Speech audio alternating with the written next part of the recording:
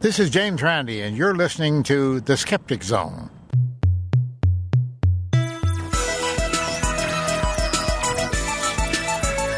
Welcome to The Skeptic Zone, the podcast from Australia for science and reason.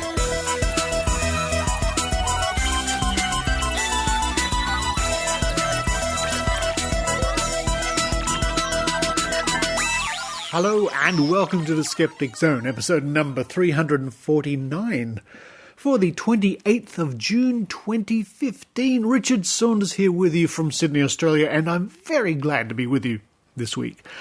Earlier last week I should say, not long after the last Skeptic Zone episode went out, I found myself in hospital having some surgery under general anaesthetic for a rather nasty melanoma that was, past tense, was on my neck, now in the bin. Not a very pleasant thing to do, to go through. But I'm recovering very well. I'm sitting here with a bandage on my neck. I'm going to have a nice scar, I think. I can just tell people that I was auditioning for the Game of Thrones. Now, my doctors tell me that they expect me to make a full recovery. And hopefully, with regular checkups now, I should have not too much to worry about. But I want to thank all those people out there who sent me very good well wishes after I posted the news that it was all over. Now, my message to you is that if you are thinking about having something strange on your skin checked out by the GP, well, this is a good week to do it.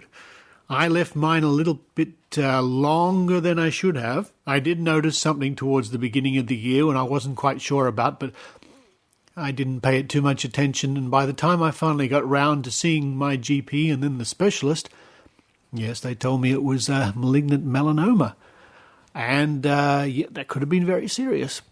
So, Skeptic Zone fans, I want you to be Skeptic Zone fans for many years to come. Maybe now is the time for you to get checked out. And another thing that's interesting about this whole situation is, coincidentally, right now I'm utilizing the new Google Photos service, I guess you'd call it. I'm uploading lots of pictures going back many, many years, 30, 40 years. It's interesting to see, looking back over the years and that spot on my neck, the appearance and development of this rotten little melanoma. Isn't that interesting? So maybe selfies can help you. Maybe if you've got selfies going back some years, you can have a quick squiz, quick look, see if anything's changed. Anyway, once again, my prognosis is good, and thank you indeed to all those people sending me their well wishes. But coming up on this week's show, we're going to kick off with an interview with James Randi, my old friend James Randi. We're going to be talking about what he's doing in retirement and the upcoming amazing meeting in July in Las Vegas. Always a pleasure to catch up with James Randi on Skype, and a great pleasure to see him in person too. After that, it's a week in science from our good friends at the Royal Institution of Australia. And then a couple of reports, field reports, from the recent no jab, no pay, no way protests in Sydney, Brisbane. I think there were protests in Melbourne, Perth, and a few other cities. This was organised by the forces of the anti-vaccination lobby groups. And, speaking for the one in Sydney, it wasn't very well attended.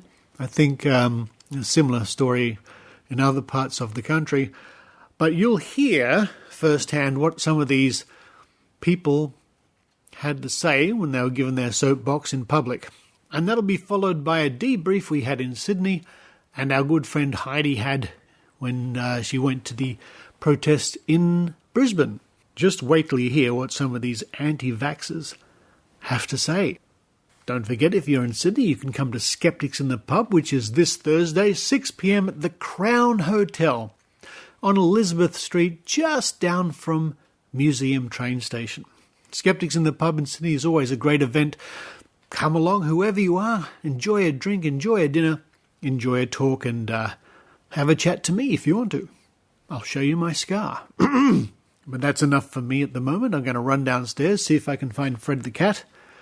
And then together we might raid the fridge, get out the ingredients for some waffles. Yeah, cook up some waffles with nice maple syrup. While we're doing that, I hope you enjoy the Skeptic Zone.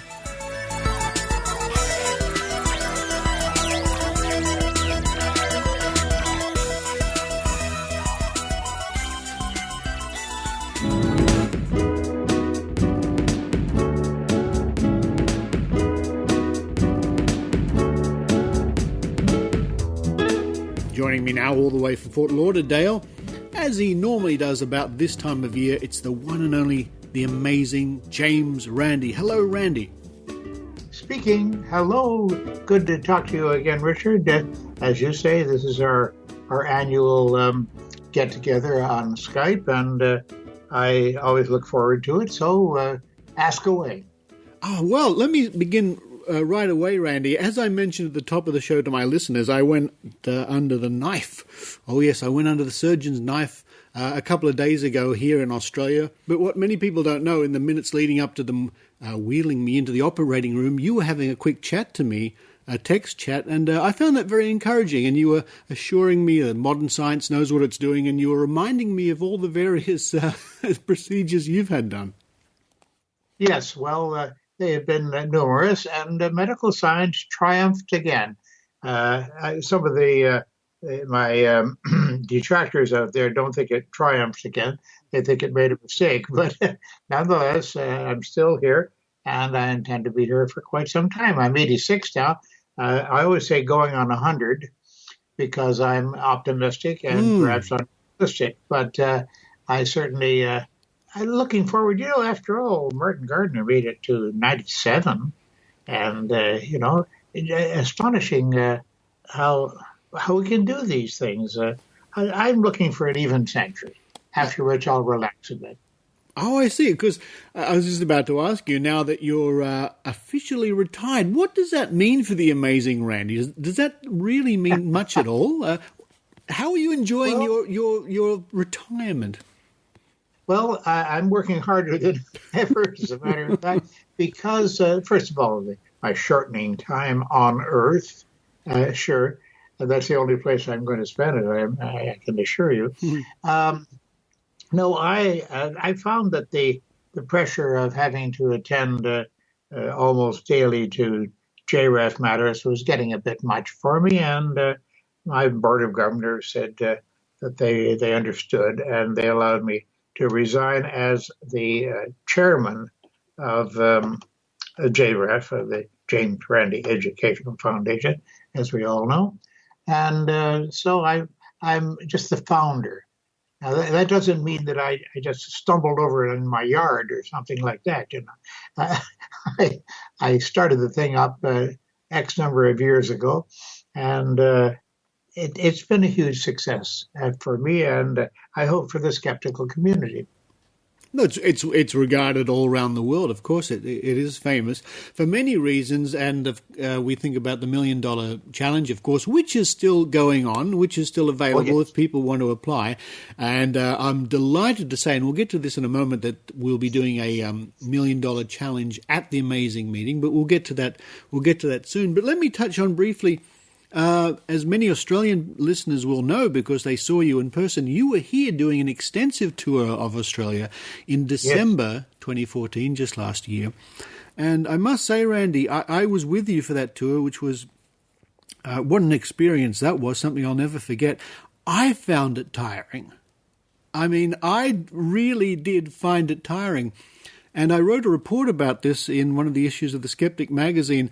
And I'll never forget the time that we were very tired after travelling all day in meetings and airports and hotel rooms and taxis. And then at dinner, when we were all ready to drop, you proceeded to make the cutlery disappear off the table. And that brightened everybody's mood. We refer to that as theft. In this country, I don't know what you call it in Australia, of course. Yes, guilty as charged. And that was marvellous, because when we were all very tired, there you were lightening the mood and making cutlery disappear. Well, I was wound up, and you can't stop me. And I was working on another clock. You understand? I had a delay in there someplace in my biological timing. So, pardon me, I was probably 9 o'clock in the morning or something, and we Yeah. were already having supper. But no, I enjoyed the tour, and I enjoyed being with you, of course, as always. But it was pretty strenuous. And Mm. the interesting thing is the way they booked it. They booked it so it went from here to here to here to here, back and forth. It wasn't one of these things that dotted around Australia, not at all. We had to jump back and forth across the continent so Yeah. many times, and I spent a lot of time in aircraft. We did indeed. As I say, it was like, I think it's a famous quote by Ringo Starr or somebody like that. What was your tour like? It was a taxi in an airport and a hotel room and a taxi in an airport. That was Yeah. It seemed like that, but what a great success the tour was. So many people came along. People still talk to me about it when I meet them at Skeptics in the pub and so forth. And, of course, one of the main things of the tour, apart from the wonderful time we had together on stage chatting about your life and adventures, was the showing of the wonderful documentary An Honest Liar. And I just happened to notice in the last few days that I think that's becoming available on Netflix. Yes. It's on iTunes now, as a matter of fact. Number one on iTunes has been for a few weeks now, Fantastic. among all kinds of folks who are vying for that number one position. And I think we're still on there. I haven't checked this morning, but when I drop down to number two, I'll run around the house wailing, of course. But no, we're very proud of the film, Davey and I. And we find that they told their story straightforwardly and honestly and quite frankly. And I have not only no complaints about the film, but I'm enthusiastic about it. Davey and I are both very enthusiastic about it. It's a good film, and the reaction I get, Richard, it's rather interesting. So many people will come to us on stage after the Q&A period that follows every one of the showings that we are able to attend, with tears in their eyes. They take me by the hand, or Davey, or both of us, and say, you made a big change in my life. Now, you can't buy that, Richard. There's no price that you can assign to that. It's quite touching and quite moving. And every time I hear it, and certainly Davey hears it, we realize that's what we were doing purposely. We were trying to create that impression, and we certainly got it across. And people did appreciate, I'm sure, what we said in the film. Absolutely, and of course I saw that firsthand after every performance here in Australia. And if I remember correctly, it was Adelaide, then Perth, then Brisbane, then Melbourne, then Sydney. So we were dotting around the country. But after every performance, which included the chat with you, then the showing of the movie, or the other way around, I should say, then we had the meet and greet, of course.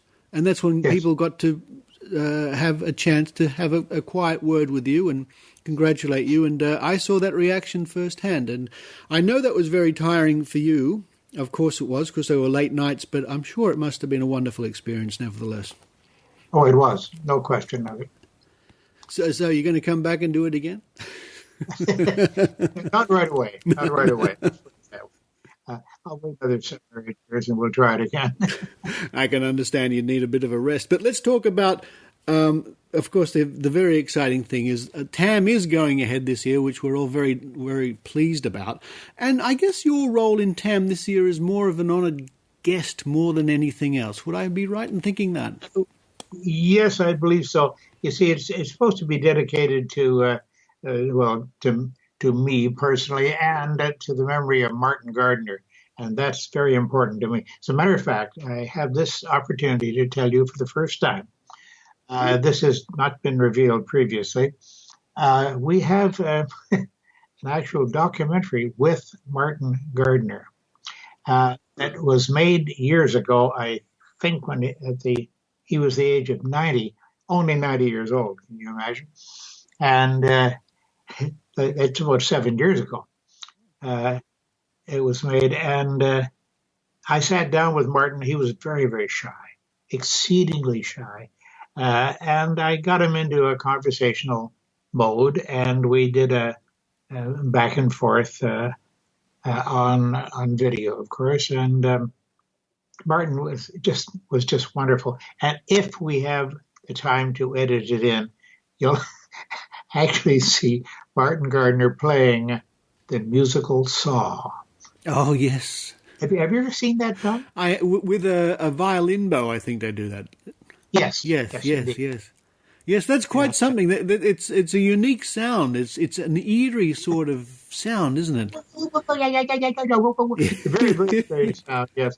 But Martin was very good at it, and he gave us a little solo on the musical Saw.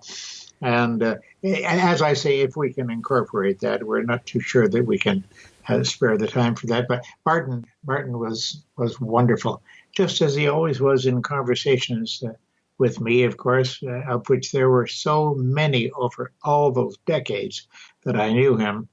And that's going to be a feature of this TAM. And his son is going to be there. Martin's son, Jim, is going to be there as well.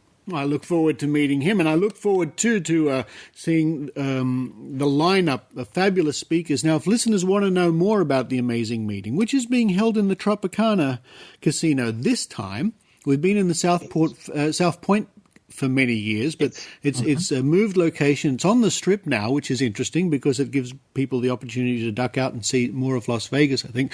But now, wait a minute, you said on the Strip now. I don't want any misapprehensions. There's no Strip. I'm not going to do my Strip act. Many people are looking forward to it, but I must say that I can't do that any longer on general principles. But on the Strip means on the main action venue in Las Vegas. So there'll be lots of lights and horns and terrible things happening in the streets. But no, it's really in the middle of Las Vegas, and maybe it's about time that we moved into the active area. The South Point's been good fun for many years, but I'm looking forward to a change. I think that's very exciting. The website people to go to find out more about the amazing meeting, what you can expect, the guests, the lineup, the activities involved, the workshops, lots and lots of workshops. The URL is amazingmeeting.com. You can find out about the accommodation and you can book your tickets. The amazing meeting is from the 16th to the 19th of July, so not that far away, Randy. I know you like to get into town a little bit beforehand, I think. Oh, yes, I'll be there well in advance. And by the way, I have to warn some folks out there who might have a fear of the number 13. This is TAM 13. Oh, it is, Ooh. Yes. Yes. A dreadful thing, of course. I don't think that we skeptics are too worried about that. Not as a rule, no. I'll be curious to see if this casino hotel has a 13th floor. Oh, wow. I never thought of that. Now, you see, you're thinking ahead. Good for you. Well, I must say the South Point didn't, which is interesting. Well, of course it did. True. Yes, but it wasn't on the, when you went into the elevators there was no 13. Well, let's not get into that. But triskaidekaphobia. I think that's the word. Now we've got a question from one of our reporters, Maynard, our reporter, who you have met on a number of occasions, and he delights in interviewing you. But he sent me a message. He wonders if you ever had any dealings with Eric von Daniken. No, I never did. No, he rather avoided me. I would rather presume, but no, that's a delight that I never had. But von Daniken is not taken very seriously anymore. There was a time when yes. Yes, when the woo-woos out there were clustering around him in worshipful admiration. But I think that day is past. But James von Prague is an interesting gentleman who is coming to a lot more attention in this country. Well, it's periodic. He's up and down like a toilet seat, back and forth. And a strange character, to say the least. He's very, very hard to explain. Well, a lot of them are, Randy. A lot of them are. In fact, I remember seeing a clipping. I was just going through my archives the other day, and I kept a clipping from a magazine here in Australia where Van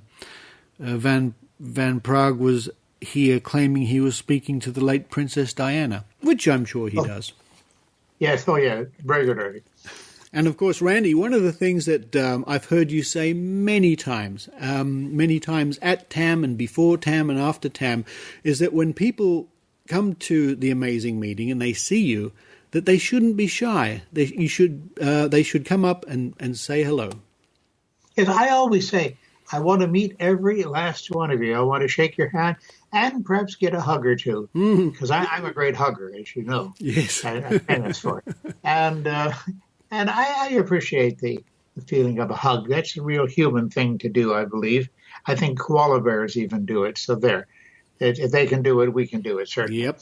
But I must say, I often leave these meetings knowing that there were people around me who didn't come over and shake my hand and look me in the eye.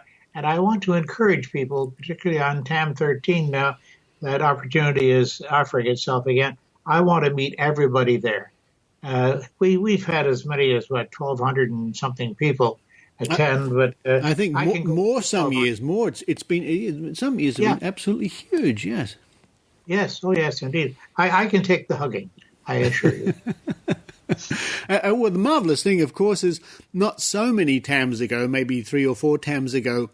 You never fail to appear, but I remember one TAM you were, I think, just still recovering from some surgery yourself, and yes, you were periodically in a wheelchair, but that didn't stop you. You still were greeting people. It was marvelous to see. Well, I went faster in those days because I wasn't operating the wheelchair, you see. I was perambulating around. Yes, and that was just at my doctor's advice. I wasn't supposed to strain myself too much physically. But I'm going to be in fine shape this year. Oh, yes. Ready to go. I'm wearing running shoes this time and athletic shoes so that I won't have to slow down.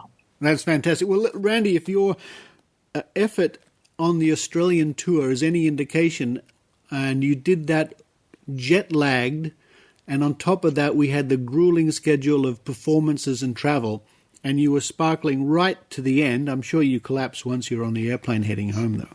But if that's if that's any indication, I think people are in for a wonderful time. Folks, amazingmeeting.com, the Tropicana Hotel, July 16th to the 19th in Las Vegas. Come and meet James Randi himself. And if you can't find James Randi, you can always come up and say hello to me. There you go. And another announcement, too, I think will interest folks that from the UK, we're going to have as a guest and as a speaker, Simon Singh, S-I-N-G-H, who is a very, very active person in the skeptical movement in the UK. And he's a charmer as well. And I think you'll be very, very interested to hear what he has to say. Simon Singh is a wonderful fellow. I've had the pleasure to meet Simon on a few occasions when he's visited Australia, and I think I met him once in the UK at the QED convention. He and you would be worth a convention just by yourself. I mean, he is a class act, and he has done such wonderful work in the UK. I'm delighted to know that Simon Singh will be there, and if that doesn't tip you over to buying a ticket, folks, I don't know what will. Well, Randy, I'm looking forward to it so much, and for the benefit of our listeners, we're actually videoing each other right now, which is a lot of fun, and you're looking hale and hearty and ready to go. Yes, and you're wearing your funny little headphones there stuck in your ears. I can't make those things stay in my ears. That's why I wear the big cans over each ear. I can't make them stick in there. They keep falling out, and that's awkward when you're doing a public appearance. You're always plugging your ears back in again. I'm sure it is. James, the amazing Randy, always a pleasure to chat to you on Skype, to interview you, and I am certainly looking forward to once again meeting you in person in only a few weeks' time. But for now, thank you very much. Thank you, and a pleasure always to talk to you. And Richard, you're looking well. I expect that you'll reciprocate with a similar observation of my appearance. Hello? Thank you, Richard. Thank you, Randy.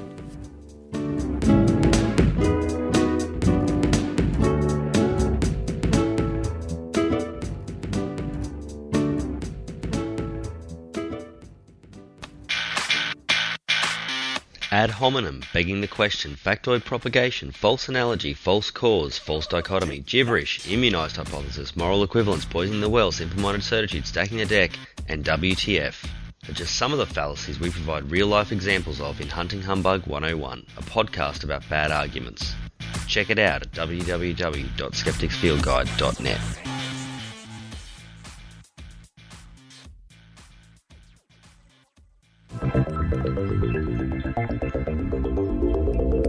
Welcome to A Week in Science from RiAus, bringing you the science you need to know. Automation is the next frontier in volcano research. Let's take a look at the robots exploring the depths of these explosive formations.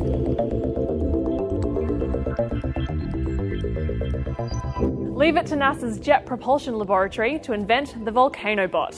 First tested in Hawaii in 2014, VolcanoBot 1 has travelled 25 metres into an inactive fissure, and there are plans to send VolcanoBot 2 even further into the belly of the beast. Connected by cabling and a tether, VolcanoBot 1 rolls along 17cm wheels. Cameras and 3D mapping software are housed in a body 30 centimetres long, and send data back to the surface directly. VolcanoBot 2 is a little more compact, with a 25cm body and 12cm wheels. This will make it more manoeuvrable, plus it has stronger motors, an adjustable vision system, and onboard data storage. Researchers will also be able to control it using a live video feed. So, why build a dedicated VolcanoBot? Well, there's a reason the game is don't step on the lava. Along with the external dangers of volcanoes, there are also lots of nooks and crannies where people just can't fit. The VolcanoBots are helping researchers develop more realistic models of eruptions. This is pretty exciting for geologists and volcano enthusiasts alike, and there are also implications for extraterrestrial volcanoes. The largest volcano in our solar system is Olympus Mons on Mars, and the Moon also has volcanic vents and fissures. The VolcanoBots can be used for practice on Earth before potentially exploring other worlds. And now, let's erupt into 4 fast facts about volcanoes. Scientists who study volcanoes are known as volcanologists. Lava is hot. It can erupt at temperatures of 1,250 degrees Celsius. Rather than being destructive, volcanic activity has actually formed more than 80% of the Earth's surface. Volcanoes can create lightning due to friction between the ash, creating electricity. This is also known as a dirty thunderstorm. That's it for this Week in Science. For more information on volcanoes, go to the RiAus website, riaus.org.au. Follow us on Twitter at RiAus and like us on Facebook. I'm Casey Harrigan and we'll catch you next week.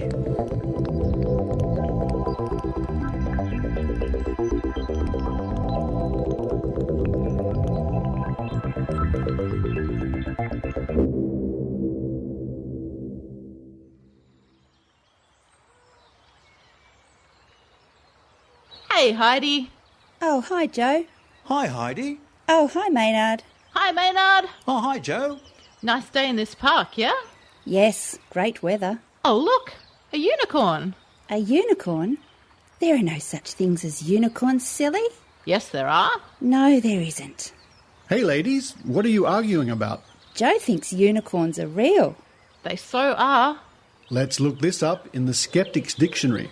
The what? How can we do that in this park? There are no computers here. You ladies probably don't know about the Skeptic's Dictionary app, available now for iPhone, iPad and iPod Touch in the App Store. Yeah, we do. We've been listening to the Skeptic Zone for years, you know. Yes, okay. The app lets you access all the great Skeptic's Dictionary articles when you're on the go. Here, let me look up unicorns. Oh, cool.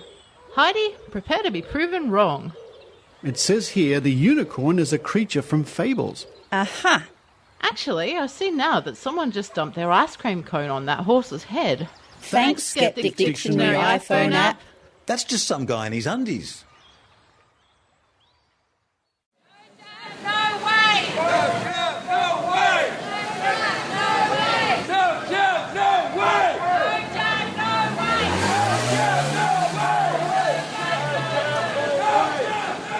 Sunday, the 21st of June 2015, saw in various cities around Australia, no jab, no pay, no way protests.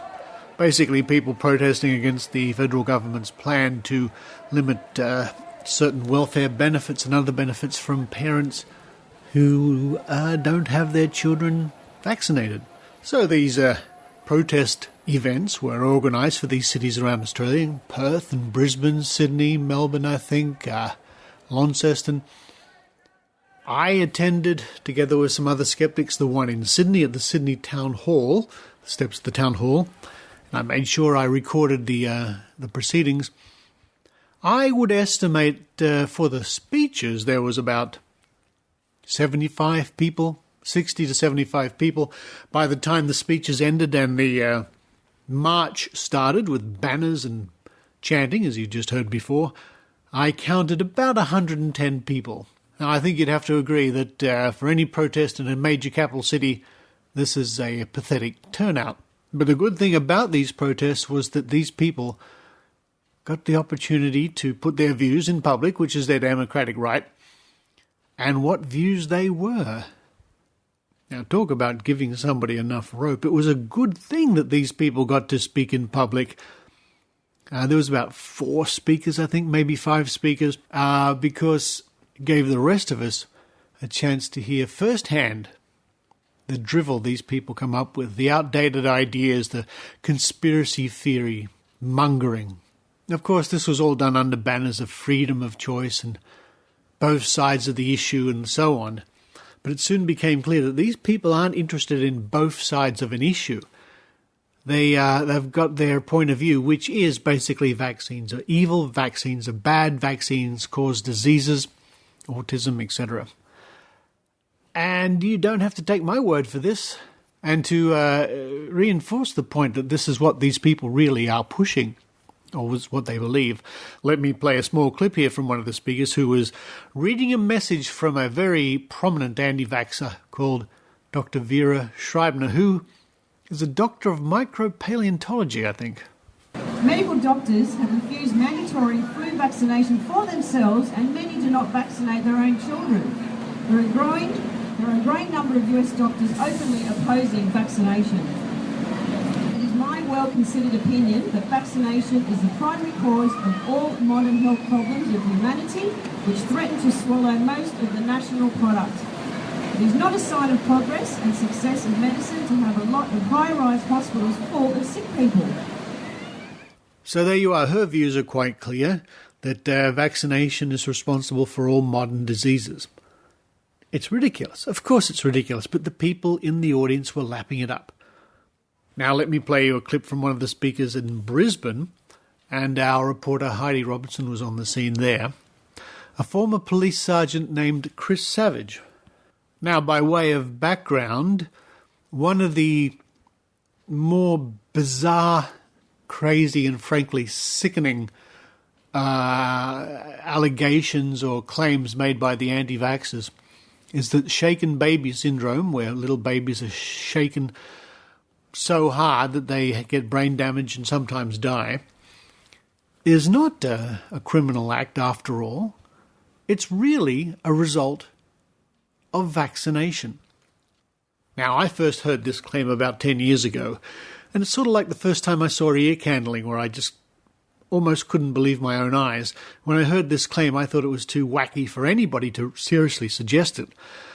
Well, have a listen to this.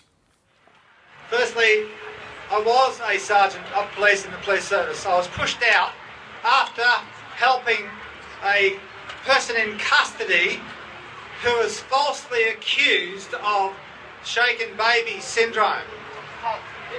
Shaken baby syndrome is merely inflammation of the cerebral cortex, which is the brain, and it comes up against the skull and bruises, and it can injure or kill babies. Sometimes they can die, they can get the injury on the first vaccine, and then subsequent vaccines will finish them off. The police will, because they're brainwashed like I was, and the only reason I woke up is because I was injured. by the vaccine, the hepatitis B vaccine. I was in bed for 2 weeks and I could feel the life force in me being sucked out and I was going down. And it was only because I got out of bed and I went to a doctor and I said to the doctor, could this be the vaccine that made me tired? And the doctor replied instantly, no, it wouldn't have been that. And then said next and shut me out of the office. They don't want to know about vaccines doing damage. And they'll get angry because they've been brainwashed to believe that vaccines are helping, but in fact, they are harming everyone that gets one.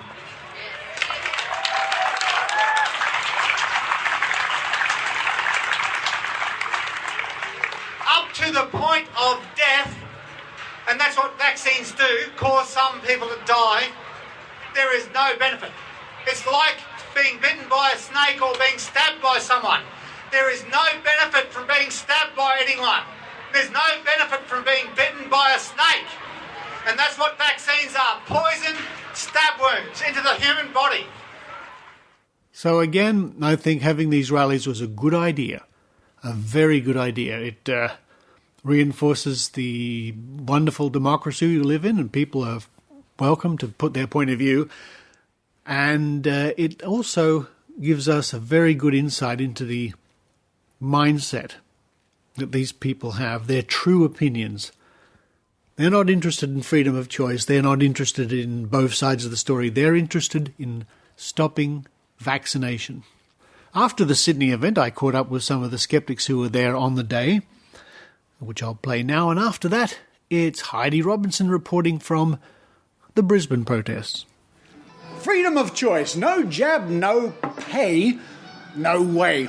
Well, I'm with a group of dedicated skeptics here. We just attended the rally, the march here in Sydney at the Town Hall.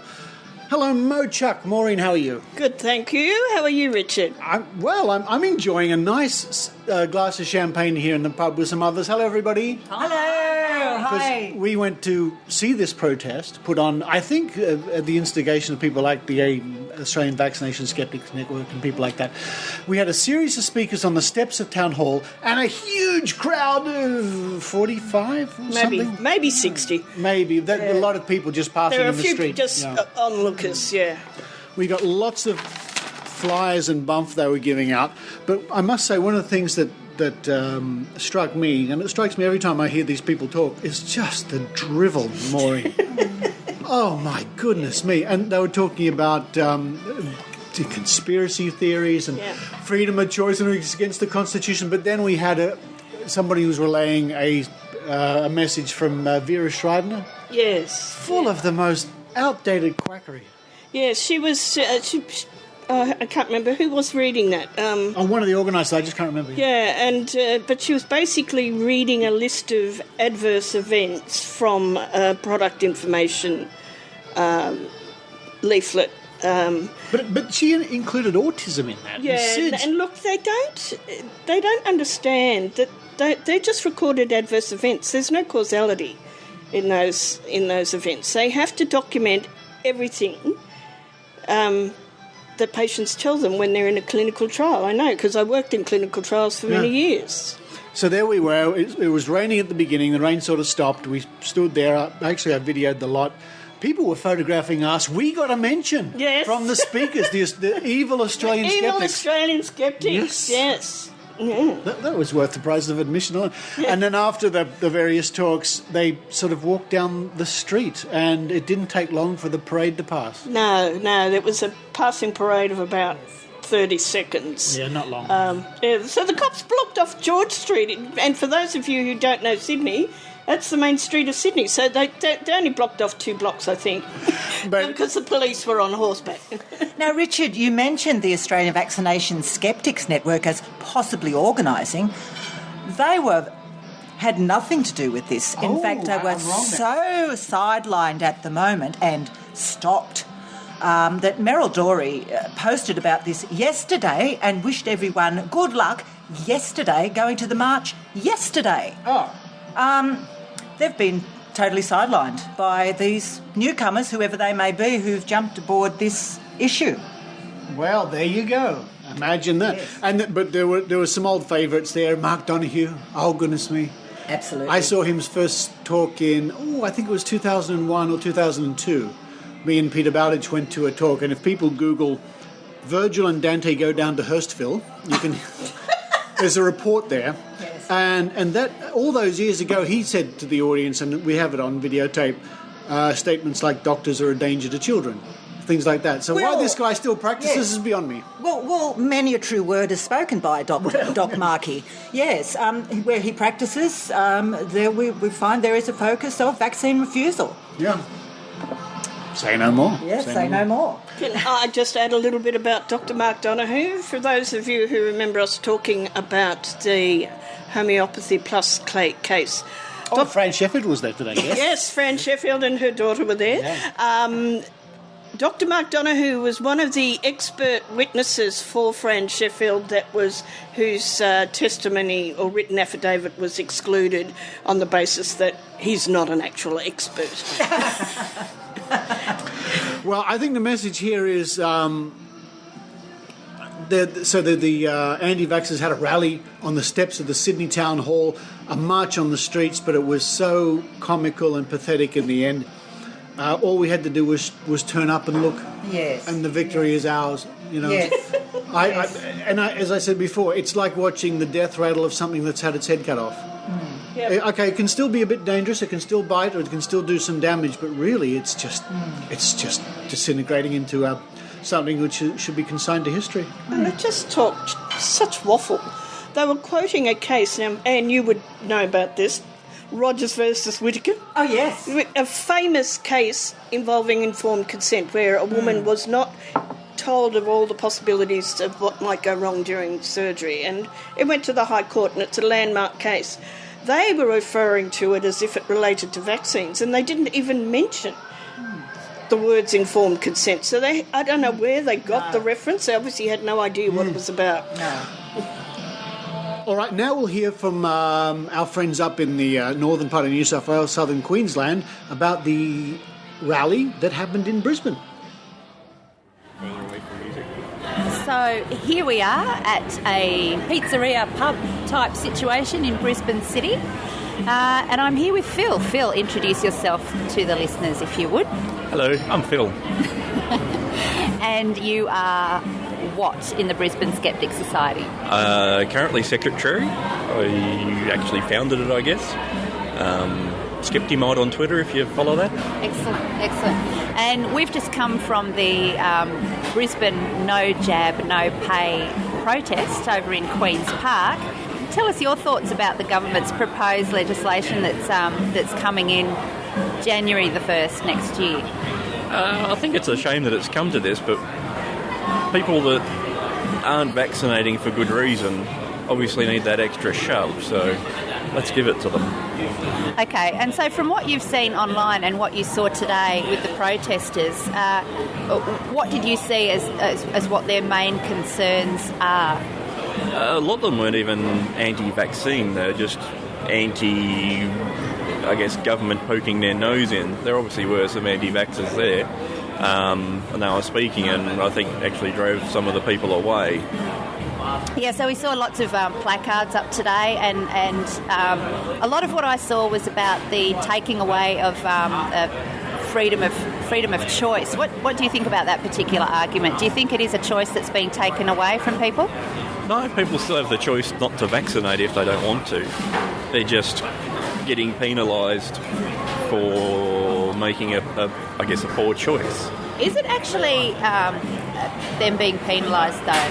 It's a government benefit which have certain criteria in order to be eligible for it. Is that seen as a penalty as such, do you think? I mean, obviously there are some that think it is, but what are your thoughts? I think penalty is probably the poor choice of words. But there are consequences for not doing the right things for the community at large. People need to understand that. Yeah, I think on their Facebook page, the Brisbane page, I think they said that they were expecting about 1,400. Yeah, nowhere near that. Yeah, so I think we estimated there were about 200 people that showed up at the end. And Ross has just joined us. Ross, who are you? Hello. Hey, I'm Ross Balch. I'm the president of Brisbane Skeptic Society. And what were your thoughts on the...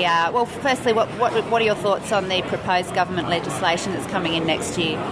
Yeah, originally I wanted to think a bit hard about it, and, after thinking about the effects it's going to have, I think it's a pretty good idea, at the end of the day. I think some of the arguments that children are going to miss out might be a bit misplaced. I feel like a lot of parents, they don't vaccinate because of either convenience or, that kind of thing. And I think a lot of the parents that don't vaccinate are actually going to be vaccinating because of this. And, the people who are kind of... they've done their research, so-called, they tend to be the ones who can afford to not vaccinate, so they probably, it won't affect them, but I think a lot of people it will help. So, yeah, I don't think I'm against it. It certainly requires a bit of thought, I think, but I think it's going to be useful in the end. So you think that ultimately this initiative will raise vaccination rates? Is that what you're expecting to see out of it?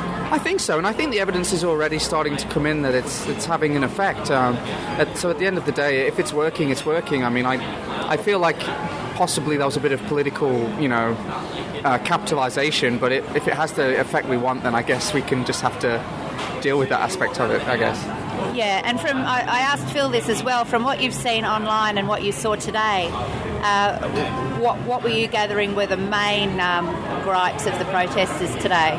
Well, it was interesting. I was really hoping to come along today and have to scratch my head and really think about some of the arguments they were making. But it was the same sort of tired arguments of, you're taking away the choice, it's forced vaccination, and of course this law is nothing like that. You still have a choice whether to vaccinate or not. It's just that choice will have a consequence. And I didn't hear anything today that, made me think any more than I already have. I feel like I could have put up a much better argument than they did for why this might not be a good idea, and I'm for the legislation. I saw nothing new today. There was no new arguments. The same anti-vax arguments came out as well. Not just the civil liberties type arguments, but the vaccine autism, the mercury, the aluminium. It was all the same stuff. We've seen it. It's 10, 20 years old, maybe even 30 years old now. And, it was interesting because there was a visible, towards the end, some real... some of the nuttier people, I should say, got up on stage, and people were uncomfortable, and people started to leave, and that was encouraging in and of itself.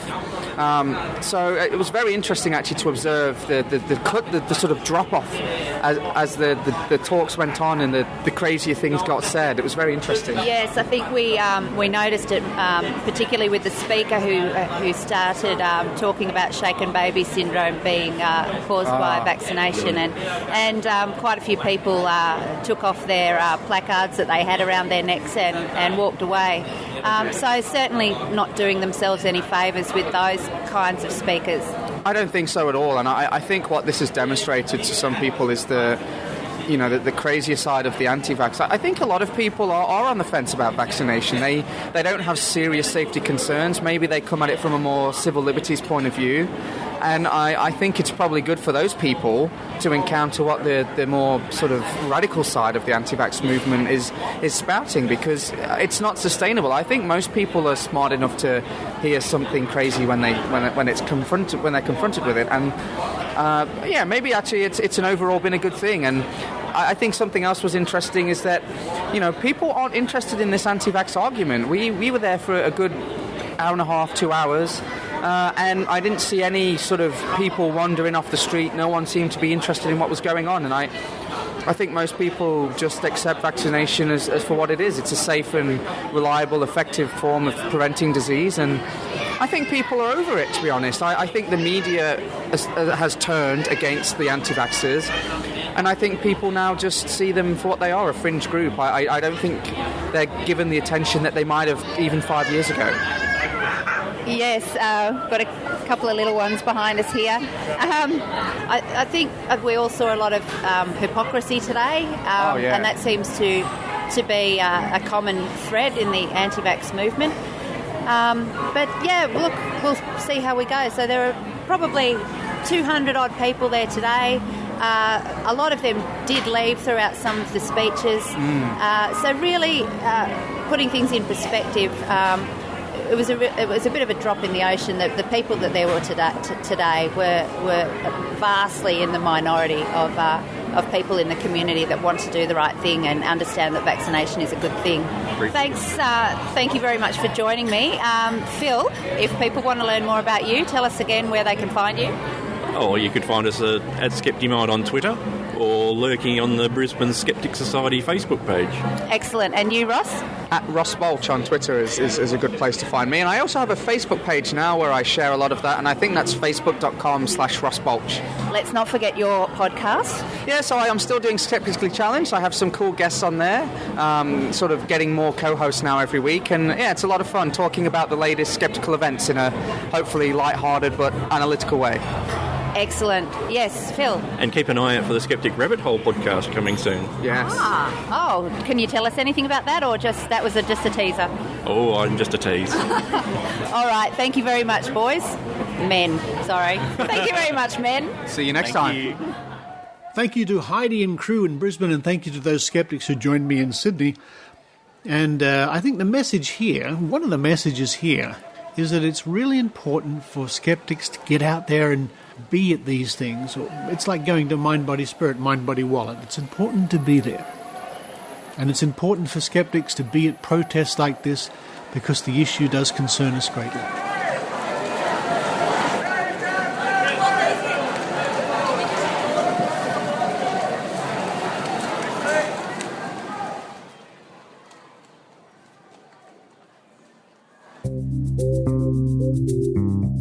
The Skeptic Magazine, the journal from Australian skeptics. Subscribe online to the world's second oldest skeptical magazine. Visit www.skeptics.com.au and click the publications link.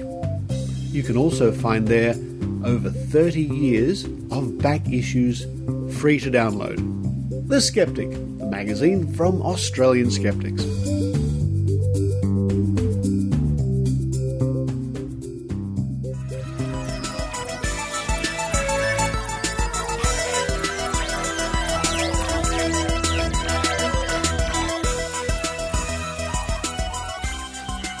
Thank you for listening to the Skeptic Zone, and thank you to those wonderful skeptics who joined me on the day here in Sydney for those protests, the anti-vaccination protests, and thank you to Heidi Robertson, our dear reporter up there in the Northern Rivers area, who went up to Brisbane for the day of protests up there.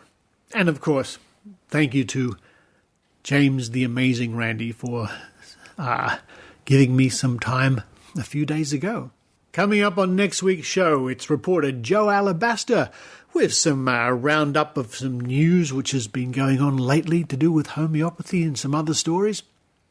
Coming up in the not-too-distant future, our reporter Heidi is going to be discussing a psychic, a so-called psychic, and Maynard, well, he's just going to be Maynard. Oh, don't forget to listen to Bunga Bunga at maynard.com.au. But for this week, this is Richard Saunders signing off from Sydney, Australia. You've been listening to the Skeptic Zone podcast. Visit our website at www.skepticzone.tv for contacts, an archive of all episodes since 2008, and our online store. Please support the Skeptic Zone by following us on Twitter at Skeptic Zone, liking us on Facebook, and leaving a review on iTunes. You can also show your support by subscribing via PayPal for as little as 99 cents a week. The Skeptic Zone is an independent production. The views and opinions expressed on the Skeptic Zone are not necessarily those of Australian Skeptics Inc. or any other skeptical organisation.